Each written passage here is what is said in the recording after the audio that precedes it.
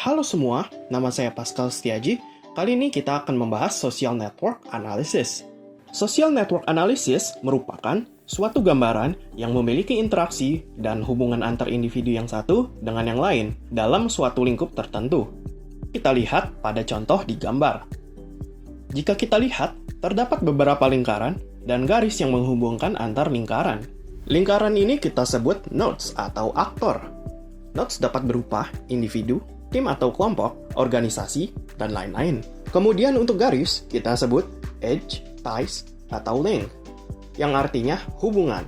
Edge dapat berupa hubungan pertemanan, aliansi, keluarga, dan lain-lain. Pada video kali ini, kita akan mencoba melakukan community detection dengan Python dan menggunakan dataset yang telah saya buat. Pertama-tama, kita akan mengimport dua library.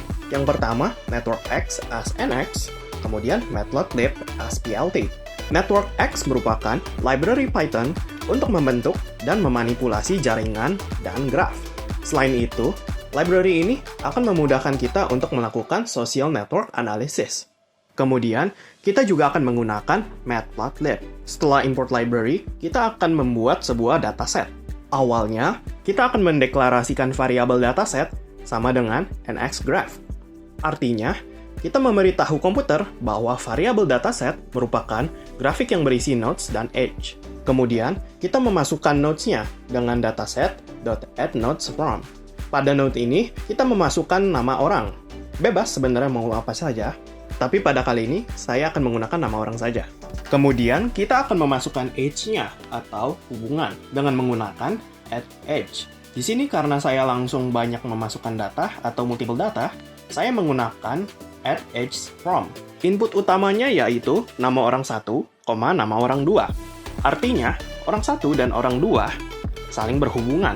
Kita bisa tambahkan atribut untuk menambah detail hubungan antara orang 1 dan orang 2. Contohnya seperti weight, yang artinya seberapa erat hubungannya. Kemudian bisa kita tambahkan color, dan sebagainya. Setelah memasukkan data, kita akan menampilkan grafik berdasarkan data yang telah kita buat, yaitu dengan nx.draw dengan parameter dataset yang telah kita buat. Kemudian, kita bisa tambahkan atribut tambahan. Di sini saya menambahkan atribut with label sama dengan true.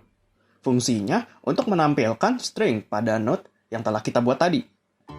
plt.figure di sini opsional. Tidak perlu kita kasih juga tidak apa-apa. Di sini kita hanya untuk membuat ukuran resolusi grafiknya menjadi lebih besar. Sekarang, kita akan menampilkan weight yang telah kita inputkan sebelumnya. Kita memasukkan dWeight for UVD in dataset edge data sama dengan true ke dalam variabel edgeWidth. Artinya, code ini yaitu akan mengubah atribut dataset yang sebelumnya false menjadi true agar dapat digunakan. Mungkin ada yang bingung ini artinya apa. Jadi kita lihat di sini ada variabel U, V, D, di mana U akan berisi orang 1, V sama dengan orang 2, dan D adalah atribut yang kita berikan yaitu weight. Jadi isinya sama saja seperti dataset edge yang kita input tadi. Kita hanya mengsalin atau mengcopy dataset edge ke dalam variabel baru yaitu UVD. Namun, ada sedikit perubahan pada atributnya, di mana atribut atau data sama dengan true, yang artinya atribut diaktifkan. Berdasarkan website NetworkX, kita bisa lihat parameternya, default datanya itu sama dengan false. Artinya, data weight yang kita inputkan tidak terpakai. Maka, data harus diubah menjadi true agar dapat digunakan. Kemudian, ada post sama dengan NX circular layout dengan input dataset. Di sini kita akan mengubah bentuk grafik menjadi node yang berbentuk sebuah lingkaran agar lebih mudah dipahami. Kemudian ada plt figure lagi, seperti yang saya bilang ini tadi opsional. Kita akan memasukkan code nx.draw networkx nodes dengan parameter dataset dan post, yang artinya menampilkan dataset dari node dan node membentuk lingkaran. Kemudian ada nx.draw networkx edge dengan parameter dataset, post, width sama dengan edge width, dan edge color sama dengan edge width. Khusus untuk edge color, jika tidak diinputkan atau diatur, maka akan menghasilkan warna random berdasarkan weight yang telah kita input. Kemudian ada NX Draw Network X Labels dengan parameter dataset, pos, font size sama dengan 10, dan font family sama dengan sans serif. Ini untuk mengatur string seperti jenis tulisan, ukuran yang akan diberikan kepada graphic node.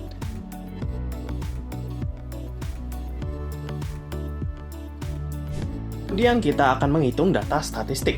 Misalnya, kita akan menghitung berapa banyak hubungan. Misalnya, saya mau lihat Pascal itu hubungannya ada berapa banyak. Kita akan memasukkan code nx.degree dengan parameter dataset yang bernama Pascal. Maka outputnya yaitu 9. Kemudian misalnya saya ingin mencari dengan nama Natasha, kita lihat yaitu keluarnya 2. Lalu kita mencoba menghitung diameter. Diameter di sini artinya jarak terjauh antar hubungan. Bisa kita lihat jarak maksimum di sini itu adalah 5. 1, 2, 3, 4, 5. Kemudian kita mencoba mencari jalan hubungan. Misalnya saya akan mencari jalan hubungan antar Pascal dan David. Kita akan memasukkan nx.shortestPath dengan parameter dataset dan mencari jarak antara Pascal dan David. Maka hasilnya yaitu Pascal, Fergus, baru ke David. Lalu kita coba juga Natasha dan Karin.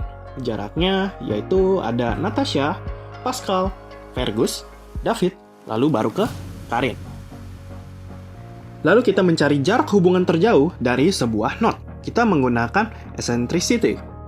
Kita masukkan nx.eccentricity dengan parameter dataset. Saya mau mencoba misalnya Pascal, yaitu hasilnya 4. Kemudian, kita akan menghitung koefisien clustering atau clustering coefficient. Clustering coefficient merupakan nilai tingkat kecenderungan sekelompok nodes atau seluruhnya di sebuah jejaring untuk berkelompok. Kita masukkan clustcoef sama dengan nx.average clustering dengan parameter dataset. Maka hasilnya 0,45 sekian. Setelah menghitung statistical data, sekarang kita akan mencoba melihat network influencer. Kita akan mencoba 3 cara untuk menentukan siapa yang paling berpengaruh pada jaringan ini. Pertama, kita akan menggunakan degree centrality. Degree centrality merupakan jumlah koneksi yang dimiliki sebuah node. Jika kita lihat di sini, Pascal paling berpengaruh untuk sebuah jaringan. Semakin banyak edge pada sebuah node, maka semakin berpengaruh. Kemudian ada closeness centrality. Closeness centrality merupakan salah satu cara untuk mengukur centrality seberapa dekat suatu aktor dengan semua aktor lainnya. Semakin dekat, maka semakin terhubung dengan orang tersebut dengan lainnya. Betweenness centrality menghitung seberapa sering suatu node dilewati jalur terpendek antara dua node. Node ini merupakan jembatan bagi banyak node untuk bisa mengenal dengan node lain. Kita masukkan, maka hasilnya akan menjadi seperti ini. Kemudian kita akan melakukan community detection. Pada awalnya kita akan membuat function untuk meremove edge yang paling besar dengan memanfaatkan betweenness centrality. Kemudian kita akan membuat function Girvan-Newman. Fungsinya untuk membagi node yang tadinya hanya satu grup menjadi 2 grup. Konsepnya, kita akan mengecek dulu ada berapa komponen yang terkoneksi. Jika terdeteksi hanya satu komponen, maka kita akan memasukkan dataset ini ke dalam function edge-to-remove. Di dalam edge-to-remove, dataset akan dibagi menjadi 2. Maka jika kita mencoba connected components-nya, hasilnya yaitu 2. Dan while juga akan berhenti. Nah, sekarang kita coba aplikasikan. Kita membuat C sama dengan Girvan-Newman dataset.copy. Kenapa .copy? Karena kita menginginkan dataset kita yang asli itu tetap tidak diubah. Kemudian kita membuat variabel baru yang bernama node group, yang fungsinya untuk menampung variabel C yang berisi dataset yang telah dibagi 2. Kemudian kita masukkan data C-nya ke dalam node group dengan menggunakan code ini.